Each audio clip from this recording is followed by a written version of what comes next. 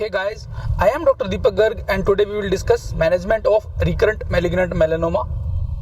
So we will start with the probability of recurrence if a patient presented to us with a stage 1 or stage 2 and we did the complete treatment, and now what is the probability of recurrence in the future. So if a patient is presenting with the local or in transit disease, then the probability of recurrence after the complete treatment is 15 to 20%. This is as per these papers from 1998 and 2013.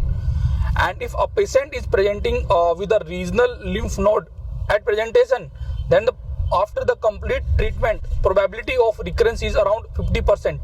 And if a patient is presenting with a metastasis, then the probability of recurrence is 29%. This 29% is because of the sample size very small, and most of the patients with a metastatic disease, we are not able to get the complete remissions. So this is from the paper 2010. Patient who present with the stage 3 after the complete surgical remission, the probability of recurrence is around 50%. We have seen from the previous slide also. These are the various clinical scenarios that we can see usually in the OPD. Patient may present with the true scar recurrence, or with a persistent disease or residual disease, or patient may present with the recurrence in the local satellite or in transit disease, or may present with the nodal recurrence, or with a distant metastasis with or without brain metastasis. Now we will discuss these clinical scenarios one by one. If a patient is presenting to us with true scar recurrence, or with the persistent disease, or with the residual disease, then first we should confirm the disease by taking a biopsy, and we should get the imaging investigations as per the stage of the disease, as we have seen in our previous videos. And then we will re-excise with appropriate margins, 1 centimeter or the 2 centimeters depending upon the thickness, as we have seen. And consider lymphatic mapping or the sentinel lymph node biopsy as per the indications that we have seen the video from the sentinel lymph node biopsy. So after we have done the excision and the lymphatic mapping, then we should treat it as per the primary disease. So for detail you can look at the videos on the sentinel lymph node biopsy and further management of the nodal basin. Now if a patient is presenting with the local satellite or in transit recurrence, then again we should confirm the lesion by taking a biopsy, and imaging investigation should be done to see the extent and the sign and the symptoms. Imaging should be done. BRAF mutation testing should be done in these patients, and then we divide the disease as per resectable disease or unresectable disease. Then the treatment is same as the primary lesion. For detail look at the video on management of the local satellite or in transit disease.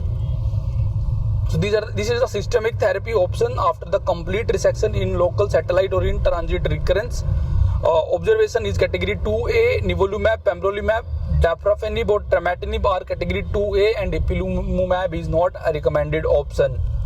So now a patient is present to us with the disease limited only to the nodal recurrence. So there are two options. One is we had operated the lymph node previously, and the other is previously patient was not having any lymph node disease.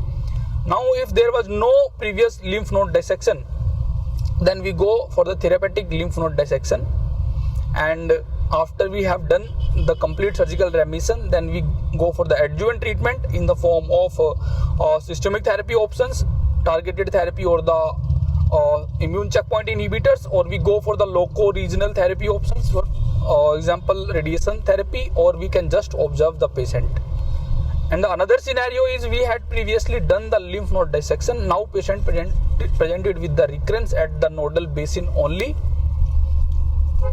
Now we divide the disease as resectable or unresectable. If the disease is resectable, then we excise all the nodal recurrence or therapeutic lymph node dissection, and then we consider the adjuvant treatment in the form of systemic therapy, local therapy, or we can just observe the patient. And if the disease is unresectable, then we directly go for the systemic therapy with or without palliative radiation therapy, with or without intraregional TVAC, or just best supportive care. These are the systemic therapy options after CLND and complete surgical remissions. Nivolumab, Pembro and Dabrafenib and Trametinib are category 1.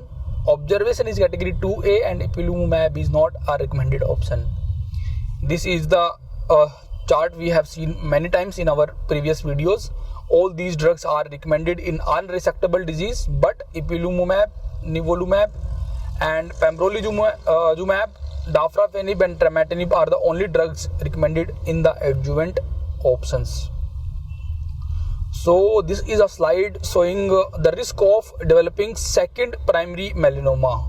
There are multiple studies showing that 2 to 10% of the patients with primary melanoma develop secondary primary melanoma.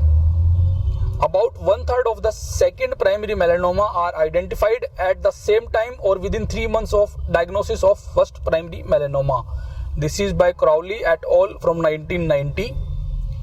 And those who have already developed second, risk of developing third primary melanoma is even higher. So this was about our melanoma. I think we have covered almost all the aspects about malignant melanoma and its management. So in future I will try to consider the management of case-wise presentation of step-wise management of the malignant melanoma. So thank you guys. Thank you very much.